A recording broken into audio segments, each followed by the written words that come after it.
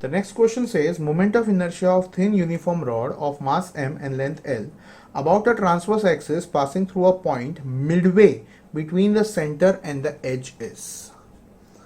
Now we know that this is a rod of mass m and say length L, and this is its center of mass,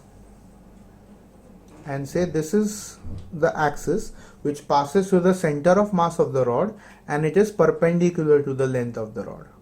Now we can say this length becomes L by 2. They want us to find the moment of inertia about a point or about the axis which is perpendicular to the rod, but it is midway between the center and the edge of the rod, which means that axis is at a distance of L by 4 from the central axis of the rod. Now definitely we can see these are the two parallel axes, and so we can call the moment of inertia about this as IC and the moment of inertia about this as IO, and consider H as L by 4,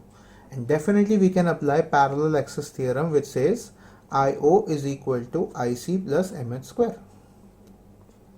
IC for the rod we know it is ml square by 12, and since h is L by 4, the square will be L square by 16.